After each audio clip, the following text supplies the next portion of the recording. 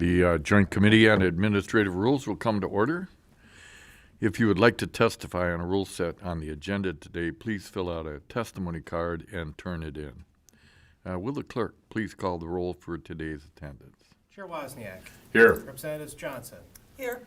Wertz. Farhat. Carter. Senators Waino. Bayer. McMorrow. Tice. Here. Runstead. Mr. Chair, a quorum is not present. Thank you, Mr. Clerk. As a reminder to committee members, any action by the JCAR committee shall be by concurring majorities of the members from each house. This means that 3 representatives and 3 senators must vote in the affirmative on any motion for that motion to prevail.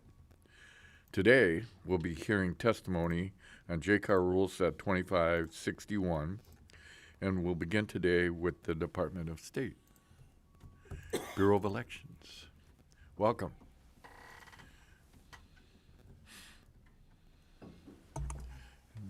Go ahead whenever you're ready. Thank you, Mr. Chair. Thank you, committee members. It's good to see you again. Aaron Shore, I think you all know that. I'm going to turn it over pretty quickly here to Adam because I know he has some pretty lengthy background on the rules and why we issued this particular set, as well as getting into some of the answers to questions we heard last week. So without further ado. Good morning, Mr. Chair, members of the committee. Thank you for having me here today. So as Aaron said, my name is Adam Fracassi. I'm the Deputy Director of Elections. I first want to thank you for your flexibility with having me here today. It's a couple of things going on the last couple of weeks and this week as well. As indicated, I do have a stop at 9:30. So my thought with how to proceed today was I was going to talk about the rules like I normally do, talk about the why we're doing this, what the rules do, the specifics and everything like that, and then get into some of the questions that I heard last week that were asked, and then in addition to any questions that you all may have for me today. And try to be as responsive as possible, as quickly as possible for you all, so we can get to any additional questions that you have as well. So I'll start first with the why we're doing this. So in recent years, the Bureau of Elections has increasingly received questions from clerks who have struggled to reconcile Section 512 of election law with other sections of election law, mainly 509AA, as well as the National Voter Registration Act, regarding challenges and cancellations in particular. The particular challenge being that 512 was originally passed and last amended in 1959, which was well before the National Voter Registration Act's passage, as well as other corresponding changes to Michigan election law, which has left us trying to harmonize them as much as possible. So that harmony, as an administrative agency, we're tasked to read statutes together as much as possible, and so that is what we're attempting to do with the rule set today. So the harmony includes reading them together and balancing the time for a 512 challenge in particular, the procedures for them, the purpose of a 512 challenge against the NVRA's mandate that if a voter registration is being challenged, that there is a 2 federal election cycle 4-year period. There's a 4-year waiting period before the cancellation can take effect. Balancing those two compared against 512, which authorizes a challenge 30 days and immediate cancellation. So trying to balance those two together without having a conflict between a federal law that also deals with the same thing. Like I said, as an administrative agency, we're tasked to read these together, and we've attempted to do that with the rule set that is before you today.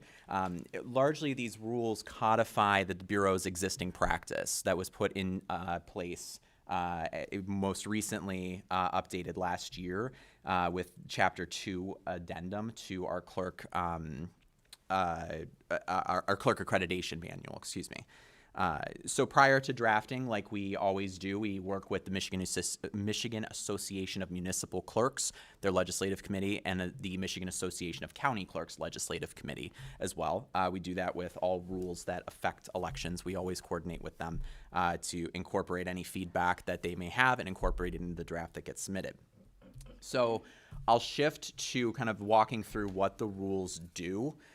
So there's two separate parts to this rule set. There's a registration component and there's a list maintenance component, a registration challenge component and a list maintenance component. So I'll talk first on the list maintenance component, shift to the registration component, and then shift to some of the questions. So the first part with the list maintenance rules, with rule number 1, and why we have broken these out, I'll back up for a second, is there's oftentimes a lot of overlap between the two, but there's oftentimes a lot of confusion between the two, between a challenge to a registration and list maintenance obligations. Those are two separate processes under state and federal law. Those are two separate requirements, and sometimes they get conflated. So we're trying to clarify those as much as possible and make clear the rules that apply to list maintenance obligations, as well as the rules that apply to challenges and processing a challenge, those obligations as well. So I'll start with the list maintenance rule set, rule provisions. So the first provision is Rule 1. The Rule 1 talks about definitions, but the relevant provision is to define reliable information. Reliable information is a term of art under the NVRA. It means a very specific thing, but it's not defined under the NVRA, and it's not defined under Michigan election law. So the rules are attempting to define what reliable information means. 509AA and the NVRA require reliable information in order to place somebody on the cancellation countdown. And it's reliable information which triggers the notice that puts them on the cancellation countdown, reliable information that the voter no longer resides at the address of registration, that they've moved out of the jurisdiction or out of the state, etc. Rule 2 builds on that, builds on that definition to provide examples of what is considered reliable information, what is not considered reliable information. It is a non-exhaustive list of reliable information, meaning that there are other things that may be considered. We're just trying to provide some parameters to say these are the things that we know definitely are reliable information. One of the biggest changes with that is we are adding in here a consideration that a voter's failure to vote for 20 years or more is reliable information that you no longer live at that address. And I know there's a lot of questions about that. I know there's a lot of desire for more information. So I will specifically talk about that as well and work through how that works, what that looks like, and address the questions that were asked last week as well.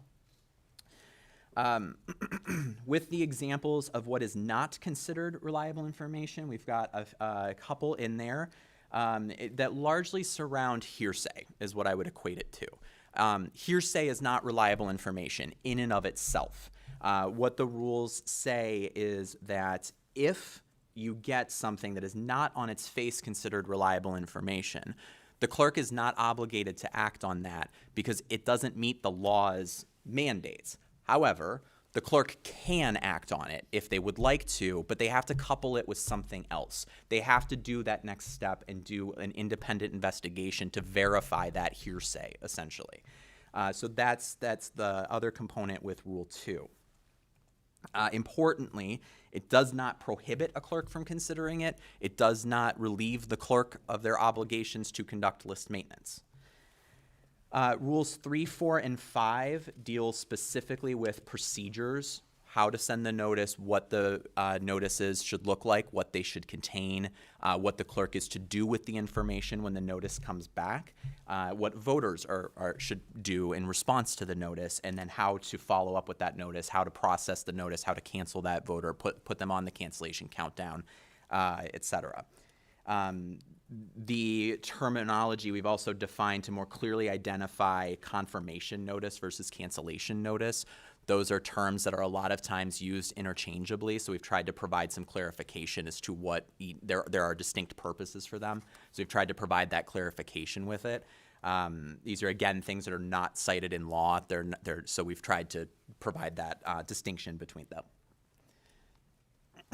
And then Rule 10 addresses specifics as to when a voter's registration must be immediately canceled. So there's a distinction between having that waiting period versus a voter's registration should be immediately canceled. In particular, for example, if a voter dies, you don't have to go through the notice and period that 2-year cycle. If you have information that a voter has died, the registration is immediately canceled. That's how current law works. And so we're clarifying that distinction as to when that's appropriate.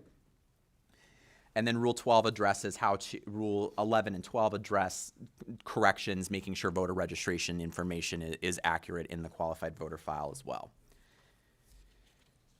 The registration challenge rules I'll turn to next. In particular, Rule 1 sets a definition of personal knowledge and what the parameters of personal knowledge are. And we'll get to, I know there's questions about that as well, so I'll make sure to answer those as well. Rule 6 addresses the requirements for a valid challenge to an individual's registration. In particular, Rule 6 deals with 512 challenges. In particular, sets the requirements, clearly lays those out as to what are the minimums that have to be submitted in order for this to be considered a valid challenge. Again, also outlines that if it's not considered a valid challenge, the clerk can still look into the information, but they have to couple it with something else. But they're not obligated if it doesn't meet that legal minimum to have the requirements. Section 512, I'll pause there actually because I've realized I've cited Section 512 for a little bit. Section 512 is a specific requirement under Michigan election law that makes it a requirement that a written affidavit be submitted and that the clerk process it. And it's, as we've interpreted it, is against one individual because of the text of the statute. And I'll kind of address some of that as well. But 512 is that challenge provision that has the 30-day notice and cancellation after that. I've kind of talked about this a little bit already, but Rule 7, makes it clear that that a clerk has a discretion to investigate even if that challenge fails to meet the legal minimums. Again, not saying that they don't have to investigate, but there's there's a floor for it to be considered a 512 challenge. If it meets the legal requirements under 512, the clerk investigates. If it doesn't, the challenge is formally rejected, but the clerk is still authorized to investigate, look into it, and take additional steps as well. But that has to be partnered with something else, is essentially what Rule 7 says. Rule 8 outlines provisions for a challenge when a voter is being alleged to have died, or a voter is alleged to be deceased. The reason that we've put Rule 8 in here is essentially to create two options. So what Rule 8 does is it makes clear that if a challenge is submitted alleging that a voter is deceased, you don't have to go through that full 30-day process. That if a challenge says a voter is deceased, and you can confirm that through a number of different ways, some of which we've provided, you immediately cancel that registration. If somebody comes in and says a voter is deceased and you can take that information and confirm it with a death certificate, for example, you just cancel the registration immediately. You don't wait that full 30 days. So we've done that to make that clearer that even in this context where the challenge is submitted, you still have the ability to immediately cancel someone for specific reasons. And then Rule 9 lays out the timelines and how the processes work, and again, the procedures for some of these challenges as well. During the rulemaking process, we held a public hearing on September 5th. We had 19 individuals speak at the public hearing. We also received approximately 1,400, a little under 1,400 emails. We received a high number, which is good to see. We have reviewed everything and have made several changes in response to them. The changes are outlined as part of the JCAR submission report that we did. It's on page 15 as the agency report to JCAR. So I don't want to take specific time and go through them. Unless you all have questions, I'm happy to dig into those more. But the changes that we've made are, like I said, they're in the agency report that we submit to JCAR on page 15. There's a chart that walks through what was submitted, the change we made in response. So I'm gonna shift now to some of the questions that I heard last week, and try to, and I'm gonna dig into a couple of the provisions and then answer any additional questions that you all may have. So I'm gonna start first with the 20-year provision, because I think that's the one that has the most questions. So like I said, I'm going to start with the parameter with this is the NVRA. So the 4-year 2 federal election cycle under the NVRA time period applies when the jurisdiction has already received reliable information that the voter no longer, the voter has moved out of the jurisdiction or out of the state. The 20-year time period is separate from that. What we are doing is saying that we're using that 20 years failure to vote as reliable information that you no longer live at that address, and we're going to put you on the cancellation countdown. That is essentially another tool for voter cancellation is what we are trying to accomplish with this. The provision does not prohibit clerks from canceling registration for 20 years. That's not what it does at all. Clerks still put individuals, they still use all of the current existing methods for cancellation. They still put individuals on that cancellation countdown. And voters have 2 federal cycles, 4 years, to take one of 3 options. Basically, confirm your registration and say you're still living at that address. Take some sort of activity, voter activity, vote, request a ballot, things like that, or do nothing and then have the registration canceled. That still is separate. What we are doing with the 20-year provision is looping into that and trying to expand that as another option. The reason that we're trying to do that is to create an additional backstop for cancellations. So anybody during the existing processes that is not captured for a variety of reasons, the 20-year provision is intended to act as that backstop to be able to bring them into that fold as well, add them to the cancellation countdown, and then ultimately be able to cancel their registration. One of the questions was, why 20 years? Why was that number picked?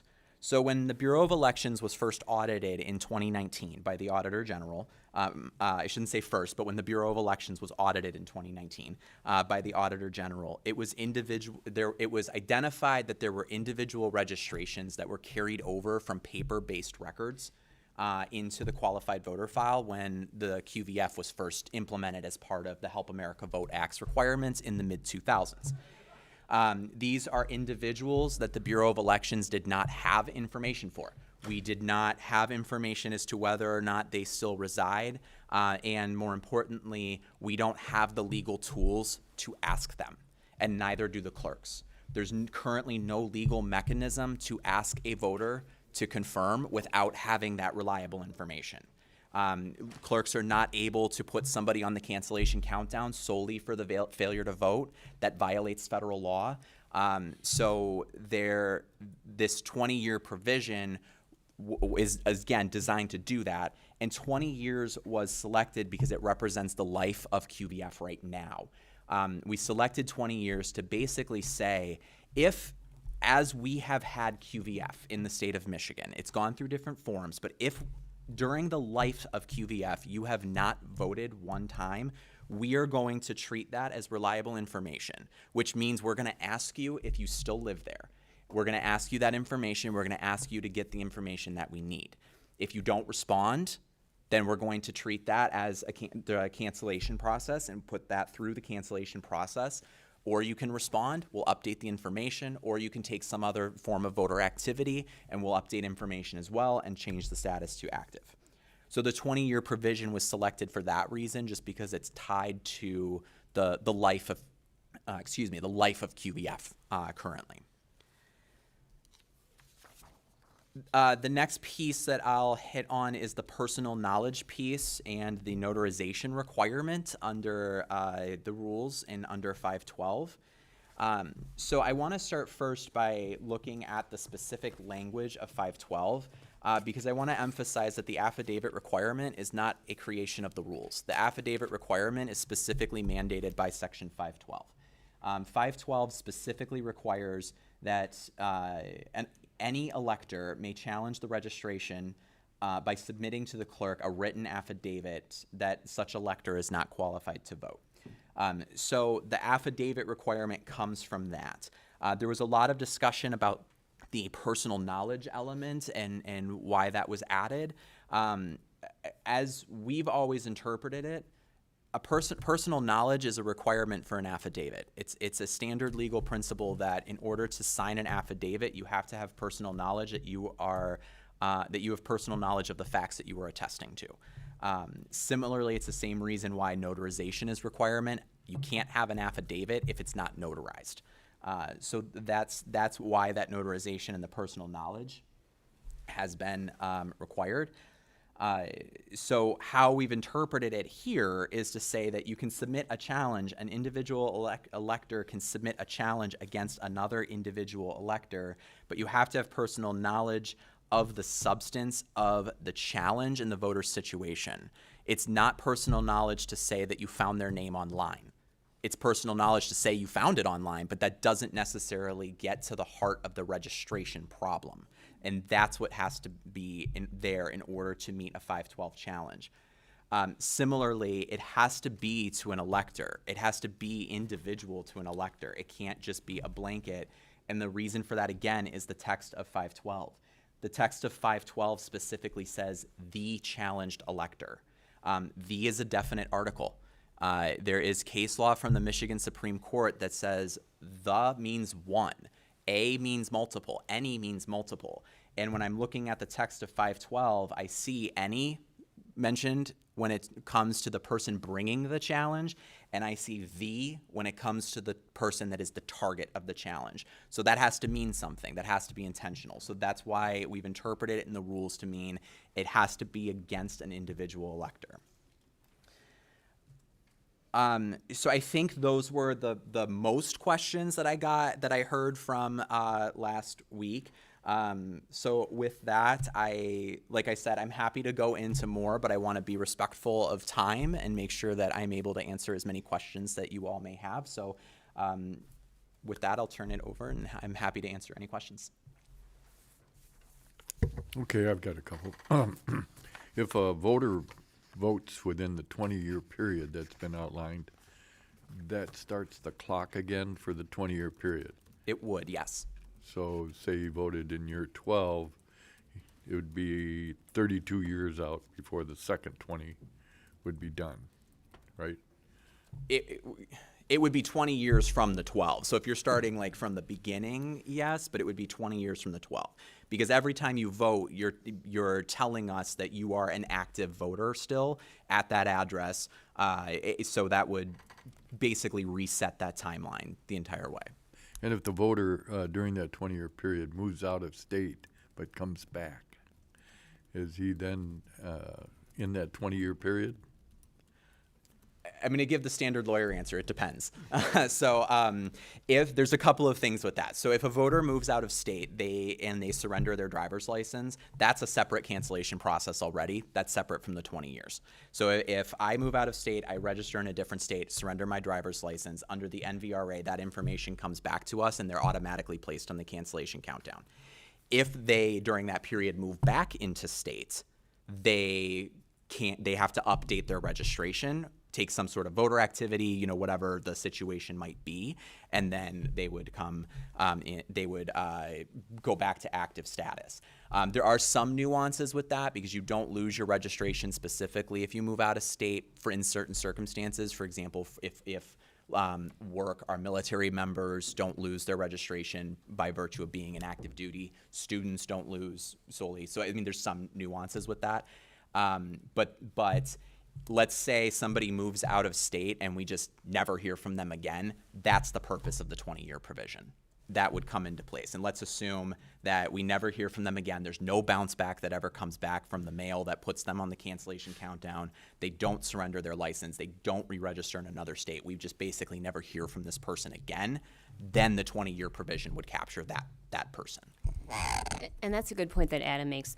we really see this provision largely capturing people who, as he mentioned, have been on the qualified voter file since its inception, where we're never going to get that return mail. If someone leaves the state now, we're going to get something returned as undeliverable, very likely. And so that would be another way to be able to begin the cancellation process. So how does the 20-year time limit interplay with the federal rule of 2 election cycles? Yeah, so great question. So what we are saying is that we will use 20 years as reliable information. So once a voter hits that 20-year mark, we are going to send them a mailer. We're going to send them a cancellation notice that says you have to take one of these steps. And you have in 2 cycles, 2 federal cycles, so 4 years, to do one of the following: either update your information, take some sort of voter activity, vote, request a ballot, something like that, contact your clerk, take some sort of voter activity, or do nothing, and then we're going to cancel. So the 20-year provision that we have is meant to essentially start the NVRA period. Okay, I'm still a little screwy on the times. Sure. So the 2 election cycles, okay, explain it again, how that interplays with the 20-year. Sure. I'll give an example because maybe that's a better way to describe it. So let's say that I do not vote for 20 years. If I don't vote for 20 years, I'm going to get a notice from the Bureau of Elections that says, we have reliable information that suggests you no longer live at your address.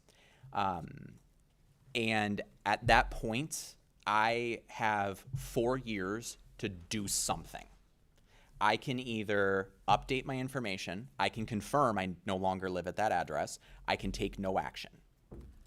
Or I can take action and request the ballot. So I don't know if that made it clearer. 20-year date though, right? You're 20 years out. The 20 years is what starts the cancellation countdown. Yeah, We're using the 20 years to start the cancellation countdown. that's when you send them the notice. Correct. Yep.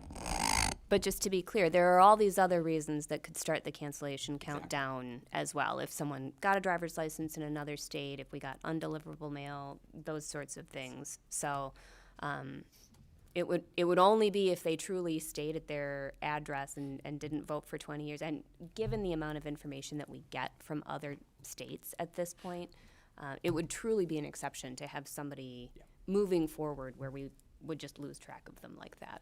So after 2 election cycles, do you provide them with a notice of cancellation also, or no? Under the federal rules. I missed two election cycles. Yeah, I'm trying to think. I don't think there's a follow-up. We do the initial cancellation notice that says this is what's going to happen. At 20 years. Under this at 20 years. We do this for regardless of what the reason you go on to the cancellation countdown is. So the 20 years is just one reason that you would go on the cancellation countdown, just as surrendering a driver's license, just as receiving a undeliverable mail is. It's just kind of another reason to start the cancellation countdown. The notice goes out that tells voters, here's your options. If they are just canceled, I don't believe another notice goes out at that end. It's that initial notice. But, okay, so after the 2 cycles, why isn't that a cancellation event? It is. It is. So you send them a notice then also? No, we just cancel them. Oh, So what happens is once that cancellation notice goes out, at the very first moment, you have 2 cycles, 4 years to do something.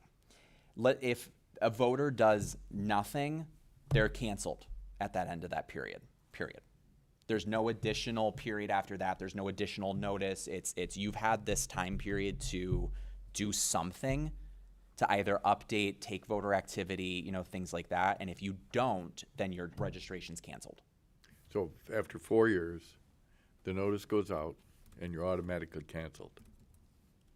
There's not a second notice at the end of the 4 years, but your registration is canceled. Yeah, there's not a second notice there. Right. There's not a second notice until the 20-year mark? No. So Oh. the 20-year mark is one thing. That's step one. Let's say if you don't vote for 20 years, we are going to put you on the cancellation countdown. But you've already canceled them at 4 years, right? No, we can't.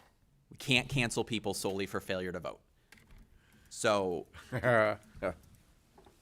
so the Okay, I'm still confused on this. So I'll back up and try my best to explain again. So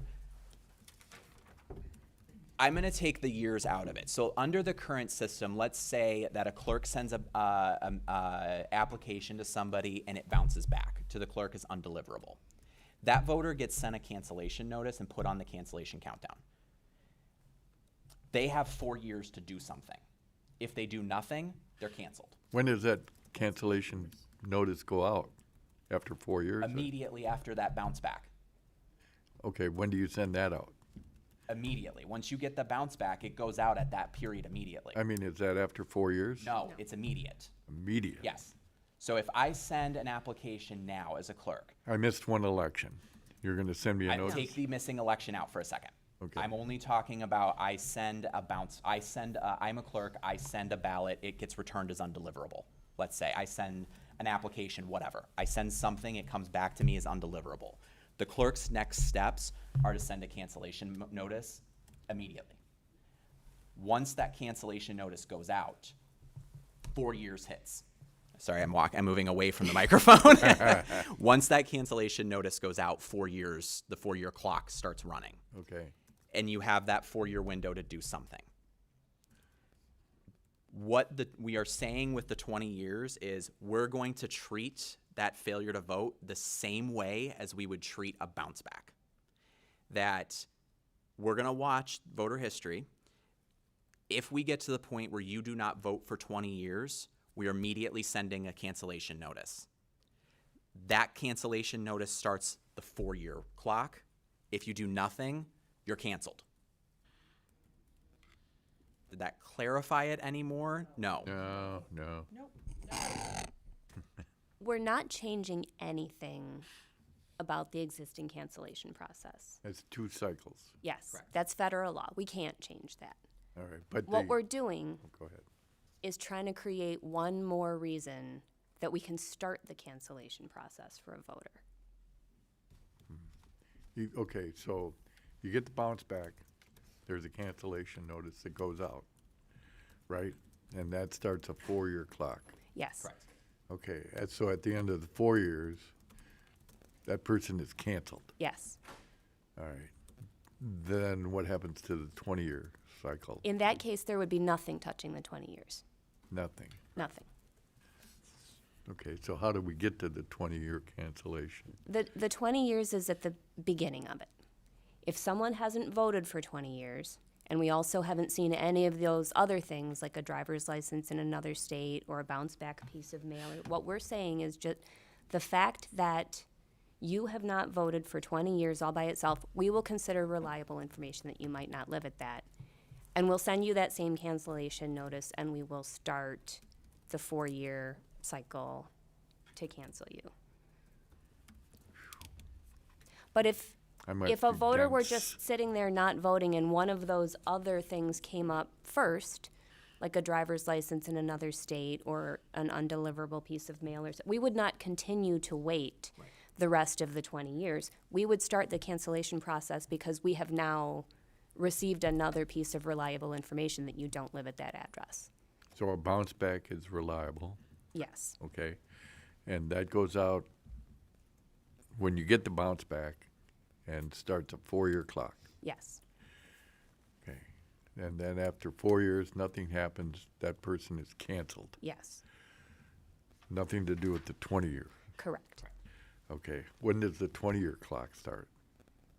The 20-year clock would start if you have a voter that's sitting there not voting, and we also haven't gotten word that they've moved to another state. They haven't applied for a driver's license someplace else. We haven't gotten any undeliverable mail from them. They're just sitting there on the qualified voter file, not doing anything for 20 years. Does it start at the bounce back? We aren't getting a bounce back from them. If we did get a bounce back, we would start the cancellation. For These the are folks 20 that are year or the 4-year?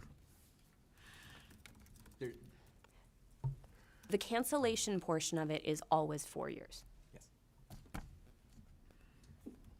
What we're saying is if there's somebody It's not doing any of these, they're not voting, but we're not getting any of these other pieces of reliable information that they don't live at their address. After 20 years of not hearing anything from them, we will consider that as reliable information that they don't live there and send the cancellation notice to start the cancellation process. But the cancellation process is always 4 years. We're not changing that. And you're going to send a cancellation notice to an address you know that is not correct. But it's the only address we have for that voter. In this case, the way the rule is written, we would not have to get a bounce back on that. The way the law is right now, if we send mail to the voter, if we don't get the bounce back, there's nothing we can do. They just stay on the list. Okay. Maybe that's the differentiation. If you don't get a bounce back, then you go to 20 years? The 20 years has already happened before we send them the notice. Yes. I ask a clarifying question. Please. If I'm understanding this correctly, 20 years is the new process now to deal with the past 20 years. Yes. That's for right now. After today, or this year, or whatever, right now, we're not using the 20-year look back anymore. We're using the 4 years going forward, correct? Because we're not going to keep restarting 20. Sort of. The 20 could come up again if someone really just sat there for 20 years and didn't vote or anything. It's possible we could use it again. But you've already sent out the 4-year over and over again. Yes, yes. So it's really only a new process to clean up beyond the last 20 years. Yes, because when we first started the qualified voter file, we didn't have some of the same procedures in place with other states that we do now. And it's only, a year where you tend to get forwardable mail and things like that. So we really believe this will almost exclusively deal with voters that just should have been cleaned up a long time ago, and our other processes will catch these voters and cancel them moving forward. Since voter registration is so simple in this state now, when they can do same day, they can walk in, I'm voting for the first time, I'm registering right now. Why don't we just clean it up from the past 4 years period? Why pick, I know you explained why you picked 20, but it's not just confusing, but we shouldn't have to give that much sloppy leeway here when we already have a 4-year process. Well, again, the National Voter Registration Act prohibits us from canceling someone just for failure to vote. But that's what the 4 years is doing. Yeah, I mean, you're starting a cancellation You process, still have to have some event to kick off the cancellation process. but not Non-voting. voting and bounce back. And there's all these other processes you've been talking about, though, that have already happened, or you wouldn't be starting a cancellation countdown at the 4-year mark. And we'll still keep. The 4 years is how long the cancellation countdown takes. When we get a bounce back, when we get a driver's license from out of state, the cancellation notice gets sent immediately, and then the 4 years is how long the cancellation countdown takes. For a notice from another state that someone got a driver's license in another state, why would it take us 4 years to cancel them? In that case, does it? It's federal law. I'm not. Do we That immediately does, cancel them other if they states haven't- don't operate this way, though. It's under the NVRA. We can't, just because you surrender a driver's license in another state, that under the NVRA does not give us grounds to immediately cancel the registration in Michigan. There can be a number of reasons why somebody gets a driver's license in another state. So under federal law, they have to share it with us, and that starts the cancellation process. But those truly are exceptions, why someone will get a driver's license in 2 different states at the same, very rare. That doesn't make any sense. Student or someone in the Yeah, military. yeah. Some don't Ready? get driver's licenses in the other states. Senator Tice is chomping at the bit here, I think. Thank you, Mr. Chairman. Thank you for presenting today. I appreciate the intent to improve the voting roll very much. As far as the 20-year look back is concerned, I see that as kind of a rolling thing. So somebody who hasn't voted for 15 years, 5 years from now, it would initiate that. So it's not just 20 years and back, it's 20 years moving forward as well. If someone hasn't voted 5 years from now it kicks in that it's 20 years, that would apply to them. Is that correct? I believe that's correct, yes. I would All agree right, with that. that's my reading of it as well. Page 3, Rule 4, Item 3, says if a voter fails to return the notice and does not engage in election activity, the individual remains registered to vote, but maintains a verify status. That seems different from we take them off the rolls. That's what triggers the cancellation. That's kind of that step. So,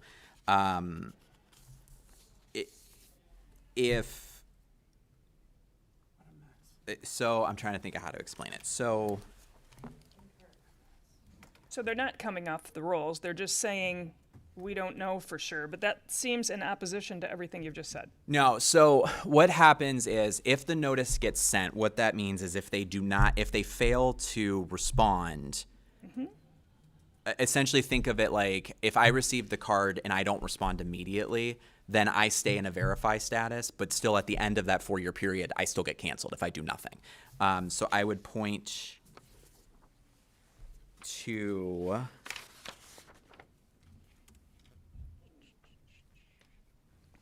where is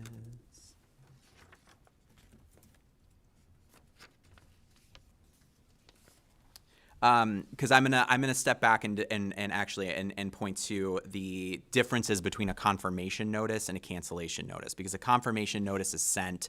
A confirmation notice doesn't trigger under the law. It doesn't trigger the cancellation countdown at all times. The cancellation notice triggers the cancellation countdown.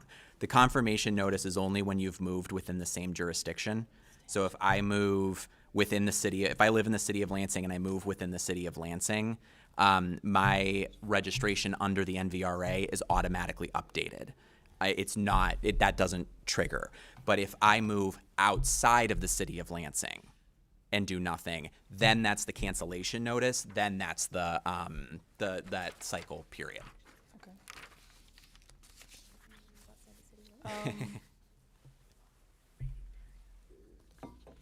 So I'm going to skip around because I've got notes from different things. It says during a house-to-house canvass, if during a house-to-house canvass the clerk speaks to an individual who lives at the voter's registration address and the individual informs the clerk that a voter has permanently moved. Now, every clerk I know is busier than they have any idea what to do with. So how are they individually doing this canvass, or do you define the clerk somewhere else to mean the entire clerk's office, a representative of the clerk? Where is that defined separately from the individual themselves knocking on the door? So, a couple of things. The house-to-house canvass is not mandated. It's just another option that a clerk has. So we're not mandating a house-to-house canvass or anything like that. Under election law, that's one thing that they can do as well. I would say in particular, there's not a specific definition that says like the clerk or their representative. It seems like this language would expressly prohibit the representative from being the determining factor in that. We've never interpreted election law or anything like that, because it's the same with election law. Like if it says the clerk, we interpret it as the clerk or the member of their staff. Seems like, I'm sorry to interrupt. You're It fine. seems like that might be a good thing to define, because I see that as being challenged. So much of this seems to be parsing language specifically, and that language itself seems to be particularly problematic, again, given the difficulty of a clerk and how narrowly you're defining personal knowledge. If you're defining personal knowledge that narrowly and then you're defining clerk broadly, that's a conflict of visions right there. I think that's fair. I think that makes sense. I would say if for something like that might benefit from clarification in the law itself as well, for the exact reasons that you've indicated, or that might, if we do the rulemaking route, that might need to be a separate rule that is like an overarching interpretation, because that's the same even with election law. The same issue that you're raising is even with election law. So that might need to be something like just totally independent is what I'm trying to say. I got it. You describe postal service information, and then you describe like personal knowledge separately. We've had over the last many years national organizations taking a look to try to verify the truth of the voter rolls. And I want someone who's moved, who's got public information that they've moved, like the Postal Service lists, to be able to be challenged without the clerk knocking on their door, for example. So you specifically say that that postal information is not sufficient, and then personal knowledge requires that an individual live there and then also knock on the door and personally know that they moved. This seems to be creating a blockade where one doesn't need to be. So I'll back up for a second because the clerk doesn't have to knock on the door. Well, that's not the only way. Well, you narrowed down the ability for an individual to know what's going, or for a challenge to actually exist, and some of it is statutory, I'll give you that. But I have personal knowledge that the Postal Service list identified that they moved. That's personal knowledge. I'm okay to sign that affidavit saying, I saw the list says this, here's the proof that the list says this, and that ought to be sufficient to initiate a challenge. So what we are saying with the rule is the only, and you even had just said it, all that you can say you have personal knowledge is that you looked at the list and that the list says this. Right, but the law requires that you identify where your knowledge comes from. Yes. So now I personally saw the list, that it's a government document. The Postal Service identified this person as having moved. That's a government document that I'm verifying, and then my attestation is that I have viewed that document. It's a governmental, trustworthy document. I'm attesting to having seen that, and then I can prove it to you.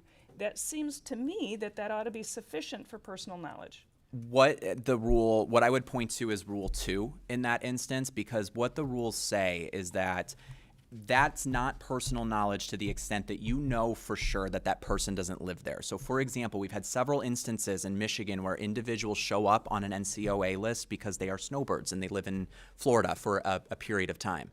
They end up on that list, but they're still eligible to be registered in Michigan. They still maintain That's the purpose of the challenge process, is So- to send something out and let them go ahead and verify. That's what I was just going to say. So if you look at Rule 2, what the rules say, if you start with, sorry,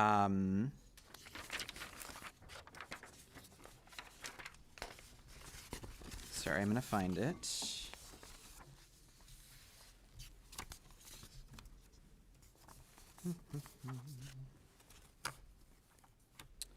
I want to answer the question because I don't want to take too much time looking for it. But what the rules say with the 512 challenge, in that instance, if you don't have personal knowledge, the clerk can still process it, but they process it under 509AA process, which says in that exact instance, the individual comes in and says, this is the NCOA list. We specifically have identified the NCOA list as reliable information now under Rule 2. We've included that. And that triggers the cancellation notice then in that instance, which would give the 4-year period instead of the 30-day period. That's how we've interpreted that exact situation that you're saying. What we're saying with the 512 challenge is that if you're going to cut that 4-year window, if you're going to cut that down to 30 days, you have to have personal knowledge about that very specific situation. Otherwise, we're going to follow the 509AA flow, which is the cancellation notice and the 2-cycle period versus the 30-day window.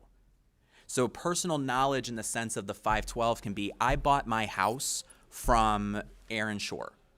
I bought, or other way around, sorry. I bought Aaron Shore's house. I know she doesn't live here anymore because I live here.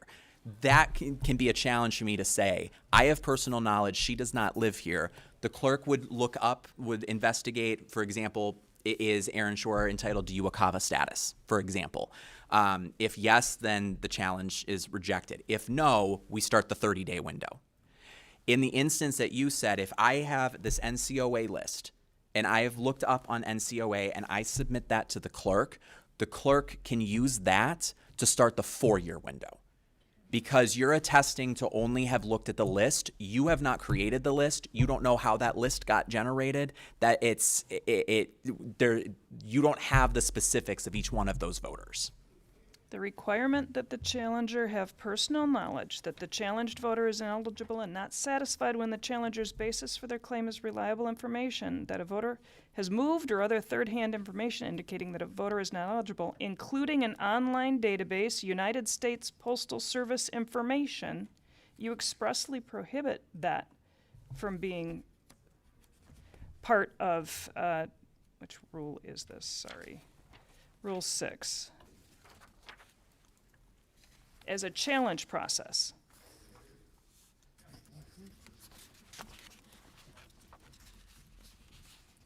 But then we also in Rule 7 specifically say that if the challenge fails to properly assert personal knowledge, the clerk may attempt to independently verify that information. They may. That's the. So, again, with the conflict of visions, and I'm sorry for interrupting you. Thank you for your patience. There is a fundamental difference among some people believing that anybody and everybody who wants to vote should be allowed to unless you can definitively prove that they shouldn't, and from the from the people who believe that you should be an American citizen and you should qualify as a resident of the state before you're registered to vote, or if we allow those other folks to vote, they're taking away mine. And while I appreciate the may concept, if someone's definitively showing with reliable information, and you and I disagree with what that looks like, that this individual shouldn't be on the voting roll, for example, a non-citizen who got registered just because they used their ID from their college, I want that to be able to be challenged. And I absolutely want it to be verified. And again, if there's a mistake made, we have same-day registration. We are not taking away somebody's vote. But this perspective that when proof is put in front of you, you get to ignore it just because, well, maybe you don't want to do the work, or maybe you have the beliefs. We actually had a clerk in my community that said, well, they own land here. I know they're a Canadian citizen, but I think they ought to be able to vote. That was an actual township clerk quote. Paraphrasing, but that was the quote. I want Michigan citizens who reside here, who are registered to vote, to be protected from that mindset. I don't see that this rule set does that. And I understand that you're working within the HAVA Act and the federal law, but this seems to go way further than that by prohibiting reliable information from being used as reliable knowledge.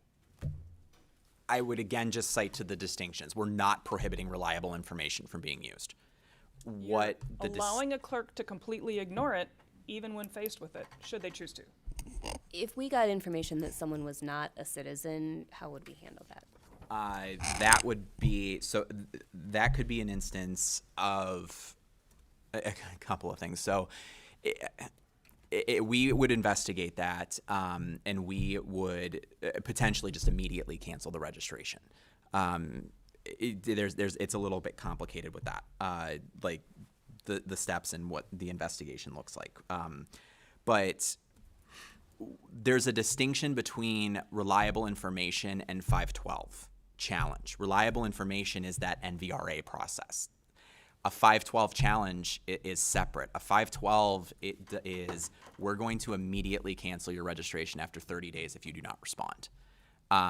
There's a potential conflict with that, like you've said. It's we're kind of in that confine between the NVRA and Michigan election law with what we can and can't do with that without violating federal law, without violating the NVRA.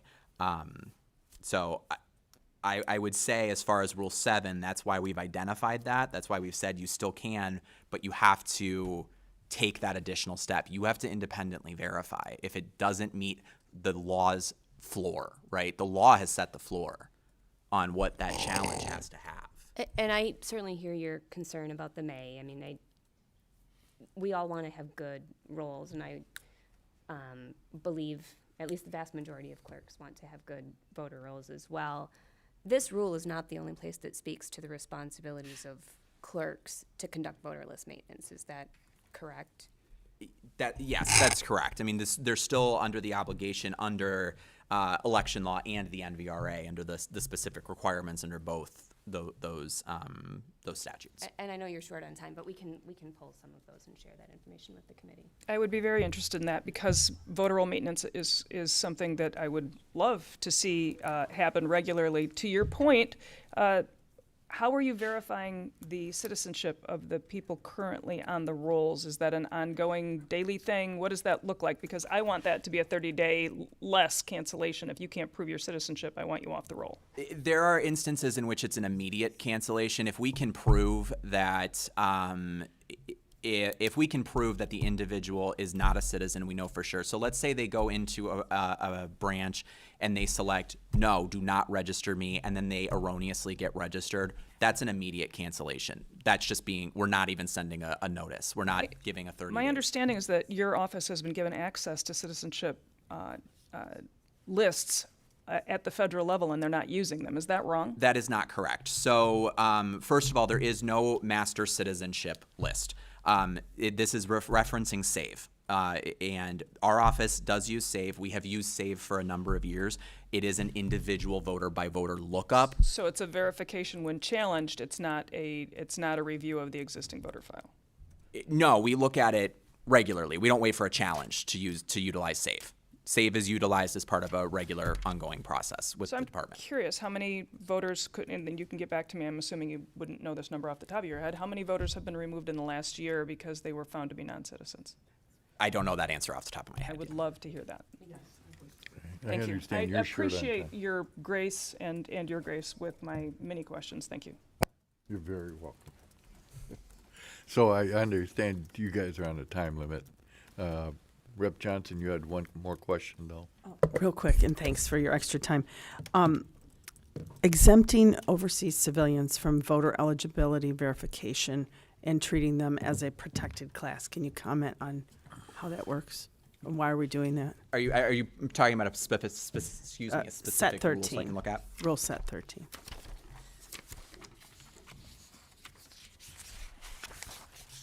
13 or 3? I think it's 13. No, there was a I'm sorry, I 13. meant like a specific rule that you're looking Oh. at, like language or something. I've got to look it up. I think it's Rule 13, but it disappeared from the consolidation. From this. Oh, okay. I was to say I don't have a Rule Rule 13. 13 in what we have don't? submitted, so Well, that's I think we're going to do this again. Yeah, we'll do it at a later next date when you guys are week. available again, if you don't mind, because there seems to be still some confusion as to Did you what's find it? going on. And the example you used about buying Aaron's That's house, what I said. Rule set. aren't you just hearsay and not reliable information? no, because I have personal knowledge because I bought You her do. house. Yeah, but you're not the clerk. I'm the clerk. What I hear from you is hearsay. Right. What we're saying though is that essentially think of it as double hearsay then, because if I'm relying on hearsay to present it to you as the clerk, then you're going to rely on hearsay, which is based on hearsay essentially. So what we're saying with the personal knowledge is it has to be direct. That's exactly why we're defining it this way. We'll do this again sometime when you're available. Just let me know when your schedule's available, or let Drew know. And please consider putting the definition of clerk into the definition section of this set of rules. I think that'd be important, and I think Senator Tice would agree with that too.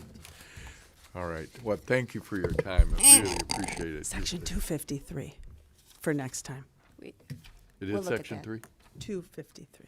253, okay. And thank you. We will look. I know there was some question about next week, and I know Adam may or may not have to be No, in no. court next week. So Whenever you're available. thank you. Yeah, we're good. Wednesday morning sometime. Appreciate it. Is it? Oh, It's federal law. This one? so we're not changing anything. Not yet. Okay, a couple cards to read. And thank you again for your explanation. Howard Green does not wish to speak, opposes the bill. And Sherry Ritchie does not wish to speak and opposes the bill. Okay. There being no further business, this meeting is adjourned.